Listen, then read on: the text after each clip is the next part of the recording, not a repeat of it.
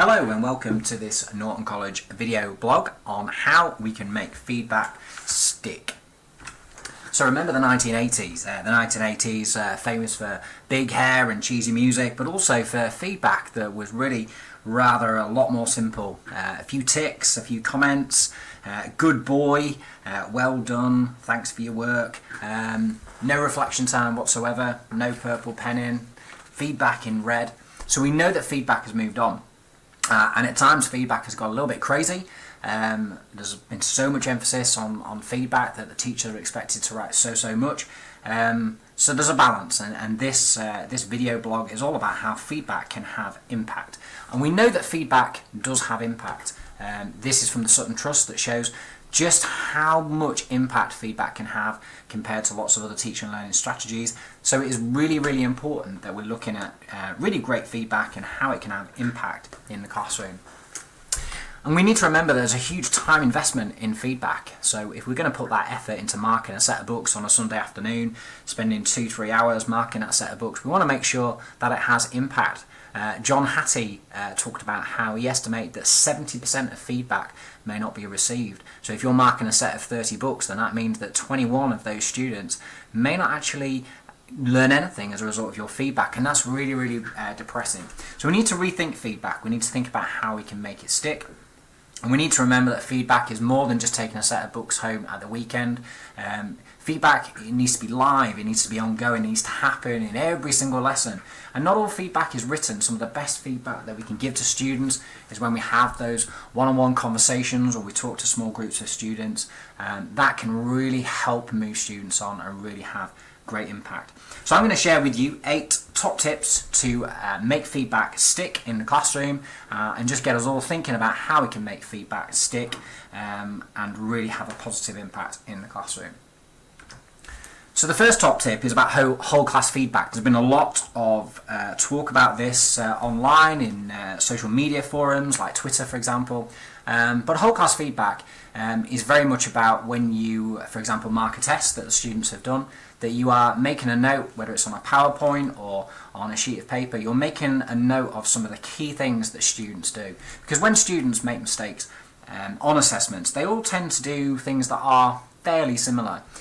So what I've started doing with my classes is using this whole class feedback pro forma, and I have 6 different boxes. So I have a space for praise, so you can really focus on the recognition of the students that have done well and really make those students famous in the classroom.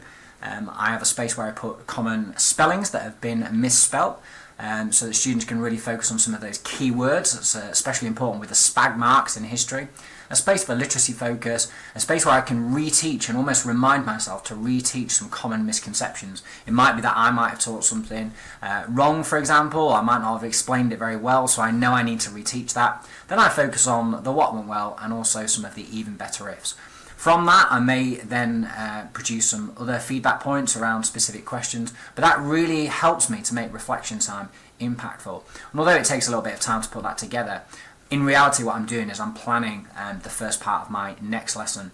And the whole notion that the marking will lead to planning of your lesson, I think is really important and helps to make that feedback stick. I also quite often with students use feedback sheets for key things like an assessment, for example. So what I do, rather than giving them the exam board mark scheme, which can be quite confusing for the students and may not have a lot of impact, I take some of the most common misconceptions that students tend to make on these questions. And from year to year, they tend to be the same things. So once I've made this resource, I can reuse it in the future. And when I'm giving them their feedback, I will print out a set of these feedback sheets, and then what I can do is I can highlight some of the key points on there for the students, and then they've got that specific feedback, but it means I don't need to write out the same thing 30 times. So I find that to be a really useful technique, and then the students can write their reflection time in the box for them. If there's something specific that I need to give to the students, there is a little box for me to be able to write that in, but quite often I don't need to write anything into that box, so that will save me some time, but it will also mean the feedback sticks and has impact.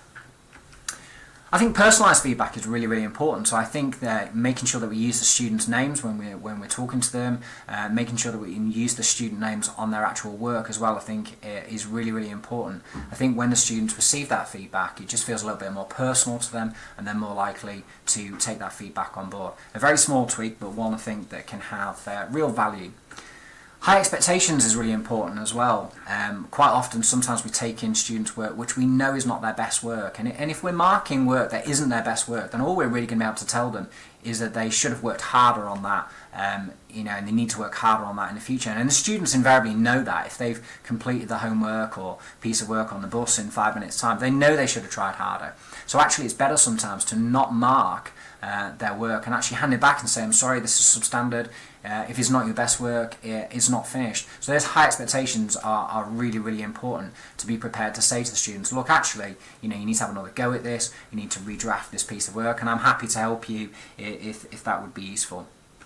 Self-reflection, I think, is really important as well. I've started doing this quite a lot, and getting the students just to write a few sentences in their book to self-reflect on a piece of work. That can really give you a great insight into how the students are feeling, and really help you to think about what perhaps they've struggled with and what they found difficult, and then you can make the feedback even more personalised to them. So that's a really, really important idea.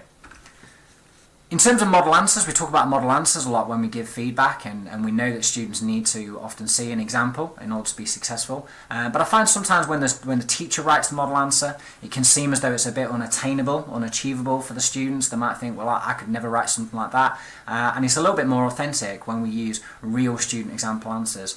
So quite often when I'm marking an assessment or something like that, I have my phone with me. If I see something that's really useful in some of the student work that I've just marked, I take a picture of it, email it to myself, and then I can put it into the PowerPoint. And that's really, really great as well, because that enables us to recognise and celebrate some of the fantastic work that the students have done as well. And the students, I found, take a great deal of pride when they see one of their answers shown as one of the model answers. So that's a really, really good tip, and again, it's very, very straightforward to do. Live feedback is great as well, so try as much as possible to get around your class.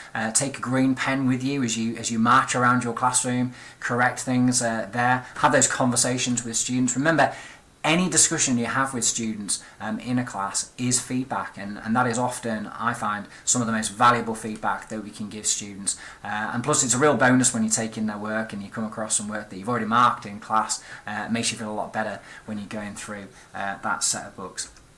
And then finally, I think it's just about creating a culture where the students feel as though they can ask for help in your lessons. This year I've been using the hashtag happy to help a lot with my students, and yeah, it's a little bit tongue-in-cheek, but I think it's about creating that climate where students feel they can ask for help. A lot of the time the students don't like to ask for help. They feel as though they're not being successful if they're asking for help. So creating that climate where students can ask for help, whether it's post-it notes, exit cards, sending around the lesson resources via email groups, and encouraging the students to email you if they get stuck on their homework. These are all things where you can show as a teacher that you want to help them all, and you're making sure that they feel confident enough and they feel there's the right climate in your classroom to ask for help.